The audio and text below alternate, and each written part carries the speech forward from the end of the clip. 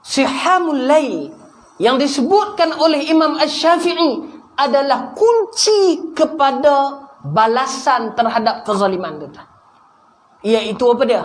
Doa di antara waktu 1/3 malam. Ingat tuan-tuan, jika orang buat tak baik kat kita, orang buat zalim kat kita, bangunlah tuan-tuan.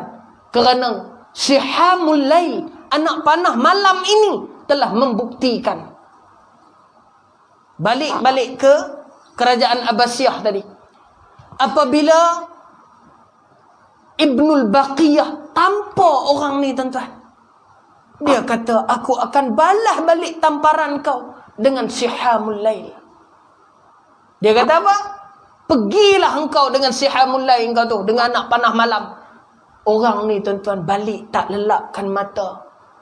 Dia bangun pada 1/3 malam tuan-tuan. Apa dia kata? Dia kata, ya Allah, Ibnul Baqiyah telah tampar muka aku. Dan ya Allah, balaskanlah tamparan itu dengan engkau memotong tangannya. Akhirnya tuan-tuan, selepas beberapa lama daripada doa itu,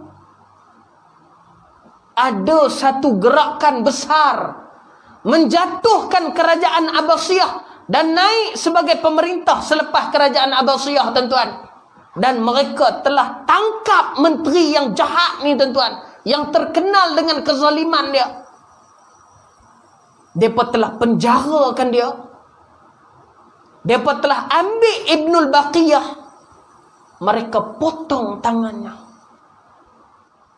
Mereka gantung tangan dia tuan-tuan di pintu gerbang kota pada ketika itu di Baghdad tuan-tuan, di Iraq. Tuan-tuan, dengan keadaan tangan yang tiada ini tuan-tuan, dia berjalan melalui kota dan dia telah tengok tangan dia digantung di atas.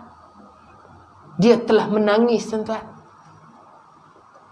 Dia telah sujud di atas tanah dan dia telah kata, Allah telah mengenakan aku dan membalas tamparan aku dengan sihamul lail, doa daripada orang yang aku tampar, di mana dia telah minta kepada Allah dengan tangan yang ditampar ke mukanya suatu ketika dahulu.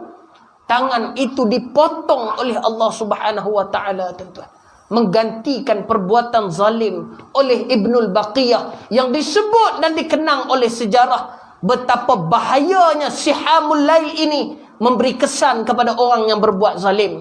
Sebab itu para hadirin penonton yang dirahmati Allah sekalian, ambil kesempatan di antara 1/3 malam ini dengan kita bangun pada waktu malam, kita berdoa kepada Allah Subhanahu wa taala tuan-tuan, agar kezaliman kita itu dibela oleh Allah. Kerana manusia yang kita harapkan, dialah yang menikam belakang kita.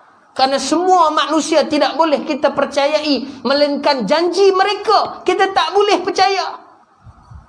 Tetapi janji Allah benar tuan-tuan. Melalui sihamul lail, Allah membalas satu persatu kezaliman orang terhadap diri kita tuan-tuan.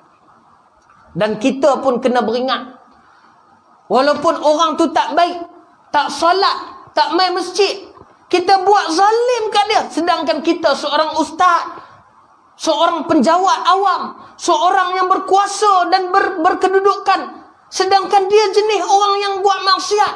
Tapi bila dia angkat tangan berdoa kepada Allah, kata Nabi, hati-hati, kerana Allah mengira orang itu sebagai orang yang dizalimi tuan-tuan.